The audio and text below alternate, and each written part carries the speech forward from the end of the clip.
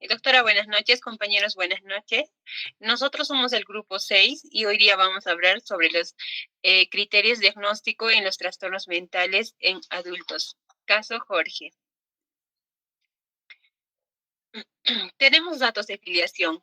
Nombre, Jorge, edad 18 años, sexo masculino, lugar de nacimiento Chuchi, Cangallo, Ayacucho, grado de instrucción secundaria incompleta, número de hermanos 9, lugar que ocupa tercero. Como primer número tenemos las variables transversales relevantes para comprender el caso: género, edad y contexto. Género. Jorge es un varón. Consideramos relevante algunos aspectos de su comportamiento y desarrollo. En muchos contextos culturales, los varones pueden experimentar presiones sociales que los llevan a expresarse de manera diferente a las mujeres, especialmente en relación con la agresividad, la violencia y la relación con la masculinidad. En este caso, Jorge ha estado expuesto desde temprana edad a la violencia y el abuso, ya sea físico, psicológico y sexual. Y esto ha podido influenciar en el desarrollo de su comportamiento, ya que tiene comportamientos agresivos y también en la búsqueda de validación a través de la masculinidad dominante, principalmente el consumo de drogas, alcohol, comportamientos destructivos. Connell es conocido por su trabajo sobre la teoría de la hegemonía masculina y la manera en la que las normas de género afectan las conductas de los hombres. En su libro Masculinities de 1995, describe cómo los hombres, en particular los jóvenes, a menudo se sienten presionados por normas de masculinidad que enfatizan la agresividad, la dureza y el control, lo que puede generar comportamientos destructivos. También tenemos otro autor, Kimmel. Este autor ha hecho sus trabajos sobre los efectos negativos de las expectativas sociales sobre la masculinidad, sobre todo en relación con la agresividad y la violencia.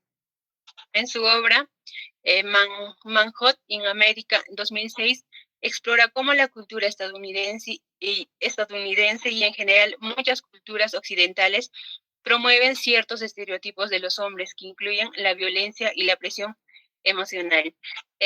Aquí, como por ejemplo, tenemos un claro ejemplo de que en nuestra cultura siempre decimos a los niños que son varoncitos, como por ejemplo si se caen o se desde pequeños, que no pueden llorar, ¿no? Macho, macho, o que los machos no lloran. Entonces, también es como que nosotros estamos inculcando en ellos de que son personas que tienen que ser dominantes, tienen que ser que no pueden expresar sus emociones o no pueden hacer sentir su debilidad, ¿no? Entonces, como que desde niños los hemos formado así. Bueno, ese sería un claro ejemplo, ¿no? Gracias, va a pasar mi compañera.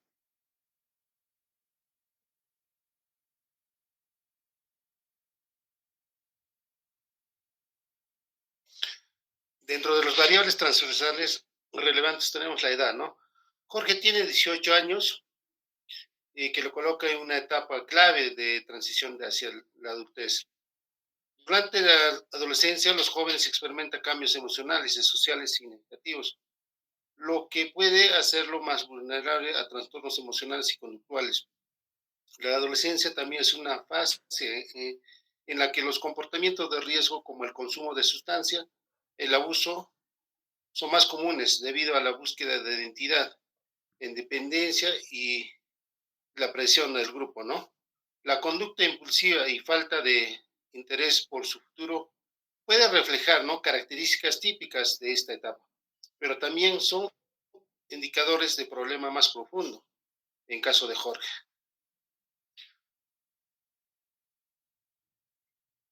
Según Daniel Seguel, en su trabajo sobre la neurociencia y el desarrollo del adolescente, ha mostrado, ¿no?, cómo la impulsividad y la búsqueda de la recompensa en la adolescencia está relacionada con los cambios del cerebro, lo que puede explicar la vulnerabilidad a comportamientos de riesgo como el consumo de drogas y la violencia, ¿no?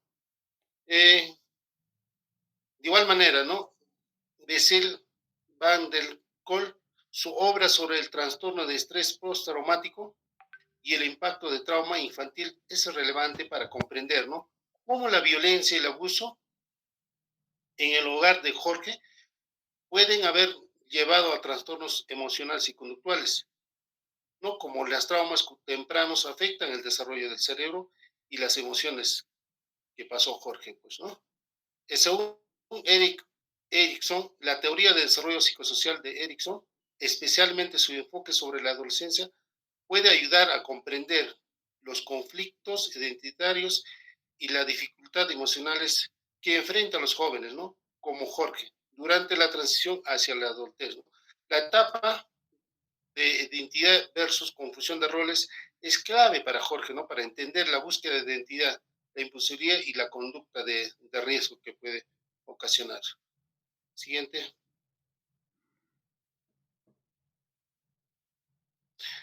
De igual manera, los variables transversales relevantes también está el contexto, ¿no? Jorge proviene, pues, ¿no? De una provincia de Cangallo, ¿no? Que es una zona rural y ha vivido en varias situaciones de violencia familiar y abuso. La violencia en su hogar, el maltrato físico hacia su madre y él, así como el abuso sexual por parte de su hermano mayor, son eventos traumáticos que indudablemente ha impactado su salud mental. Además, el hecho de que su familia viva en una zona alejada puede haber afectado también el acceso a recursos de apoyo psicológico, médico y legal, y a su vez su desplazamiento a la ciudad Huamanga, ¿no?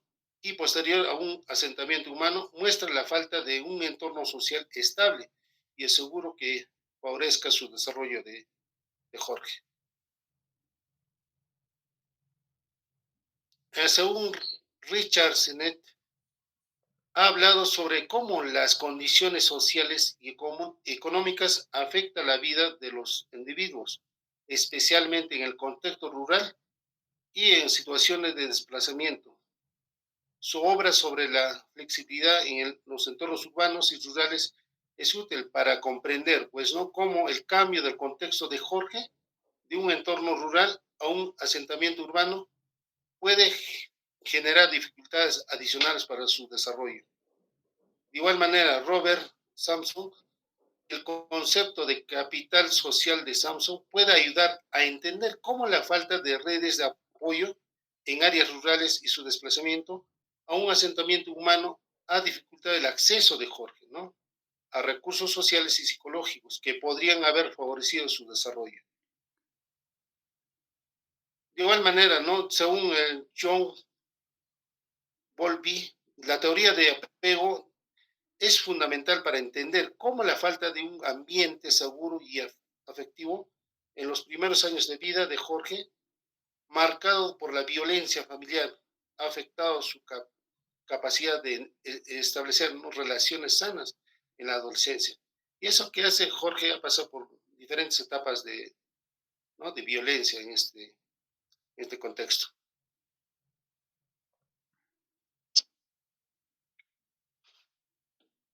Buenas noches, profesora. Mi nombre es Yoshira. Continuando con el tema del caso de Jorge, vamos a tomar el punto de los criterios de diagnóstico para un trastorno de ánimo que logramos identificar en este caso, ¿no? Que es el trastorno depresivo mayor. ¿Y cuáles son los criterios de diagnósticos? Las sintomatologías del trastorno depresivo mayor, según el DSM-5, el Manual de Diagnóstico y Estadístico de los Trastornos Mentales, la quinta edición. Algunos de estos criterios que incluyen a este diagnóstico de las sintomatologías son, por ejemplo, el estado de ánimo deprimido, ¿no? Que Jorge presenta un estado de ánimo bajo, se siente solo y se ha expresado pensamientos de suicidio, pensamientos intrusivos, como por ejemplo, ¿no? Pensamientos que le ha venido a su cabeza, sería mejor si estuviera muerto. Otro de los criterios dentro de las sintomatologías para poder diagnosticar es la pérdida de interés o placer en actividades. Jorge ha perdido interés en salir a fiestas y en poder socializar con sus amigos, lo que indica pues una pérdida de interés en sus actividades placenteras de acuerdo a su edad, porque sabemos que a esa edad, pues, ¿no? Disfrutamos de las actividades que realizamos. Pero como es uno de los criterios para el diagnóstico, ahí podemos evidenciar, ¿no? Que no está disfrutando activamente de sus actividades. Otra de las sintomatologías o criterios para el diagnóstico es la alteración en el apetito y en el sueño. Son inadecuados. Jorge presenta problemas para poder dormir, cambios de su apetito, lo que es un síntoma común en la depresión. Fatiga y la pérdida de energía. La preferencia de Jorge por quedarse en su cuarto solo refleja la falta de energía y la motivación.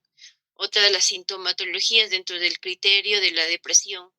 Sentimientos de inutilidad o culpa excesiva. Jorge parece tener una visión negativa de sí mismo, de su autoimagen, refiriéndose que no le importa su vida, lo que sugiere sentimientos de inutilidad y desesperanza. Pensamientos suicidios, aquí vienen los pensamientos eh, como ya hemos mencionado, ¿no? Quisiera estar muerto, preferiría estar solo, ¿no? Ideas suicidas. Siguiente, por favor. Dentro de la presunción diagnóstica, Jorge parece estar presentando un trastorno depresivo mayor a los criterios y a las sintomatologías que ya los he mencionado, que ya he mencionado, ¿no? El dolor emocional, la fatiga, pensamientos suicidas, la desconexión con su entorno, son indicadores típicos de este tipo de trastorno. Además, los factores estresantes y traumáticos de su vida, la violencia familiar que ha atravesado, el abuso sexual, desajustes emocionales, que todo eso ha implicado en su juventud, ¿no? Y a la aparición de un trastorno depresivo mayor. El DSM-5 señala que el trastorno depresivo mayor involucra un estado de ánimo deprimido, pérdida de interés en sus actividades, alteraciones en el apetito, sueño, fatiga, sentimientos de inutilidad o culpa excesiva y pensamientos suicidas. Siguiente, por favor.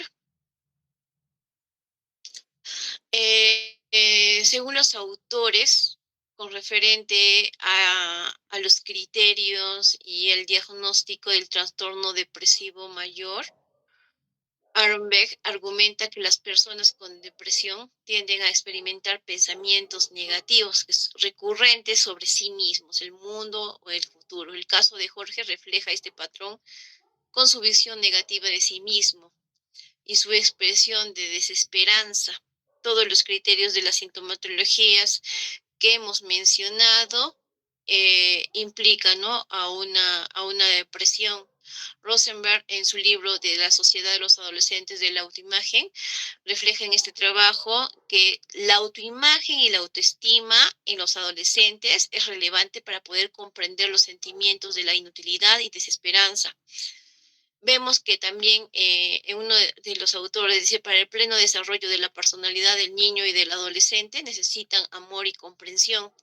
Y involucra mucho con este libro también, ya que Jorge puede estar influido por sentimientos de sí mismo y todas estas sintomatologías que ha vivido durante su niñez y adolescencia lo han sido reflejados, ¿no? Posteriormente en su juventud, y lo que ha determinado todas estas sintomatologías. A continuación, mi compañera Alexandra realizará el siguiente punto. Buenas noches, continuando con la exposición. El siguiente punto, criterios diagnósticos para un trastorno de personalidad que logran identificar en el caso. ¿Qué trastornos parece estar presentando Jorge? Criterios diagnósticos de trastorno de personalidad antisocial. Según el DSM-5 2013, el Manual Diagnóstico y Estadístico de los Trastornos Mentales de la quinta edición, los criterios para el trastorno de personalidad antisocial incluyen, siguiente por favor, patrón generalizado de desprecio y violación de los derechos de los demás o normas sociales que suele presentarse desde los 15 años, ¿no? Jorge muestra un patrón de comportamientos ilegales, robo, estafa, ¿no? También se presenta en varias oportunidades con agresiones hacia otras personas, peleas. faltas de respeto por las normas sociales, ¿no? Otro punto es el engaño. Jorge ha mentido repetidamente, como se observa en el robo de celulares, el engaño a sus padres y vecinos, ¿no? El comportamiento manipulador se puede evidenciar con las consecuencias. El siguiente punto es la impulsividad. Su comportamiento impulsivo, como las peleas en la calle y el consumo de alcohol y marihuana, es un indicio claro de trastorno de control de los impulsos, ¿no? No tiene gestión de control de estos impulsos. La irritabilidad y la agresividad, ¿no? La agresividad hacia los demás y los animales desde la temprana edad, ¿no? Son signos de conductas disruptivas y violentas. La irresponsabilidad en la vida adulta. Jorge muestra una falta de responsabilidad ya que ha dejado de estudiar, se ha involucrado en actividades peligrosas y no muestra interés pues, en un futuro. La falta de remordimiento por hacer daño a los demás, ¿no? Tiene una actitud desafiante, su continua justificación de sus comportamientos destructivos y su falta de culpa por robar a otras personas demuestran una falta de empatía y de remordimiento. Siguiente, por favor.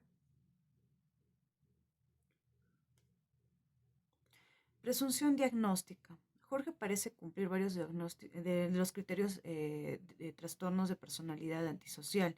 Su historial de conductas impulsivas, agresivas, mentirosas y manipuladoras, junto con su falta de empatía por los demás, sugieren que podría estar desarrollando este trastorno.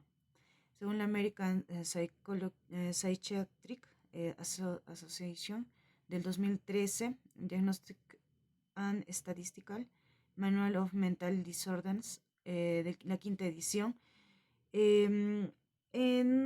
Esto es según esto, ¿no?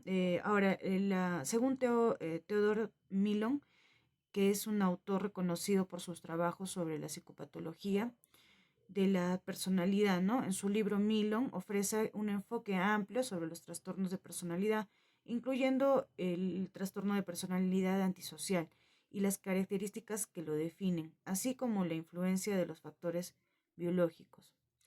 Eso sería todo. Muchas gracias. Siguiente.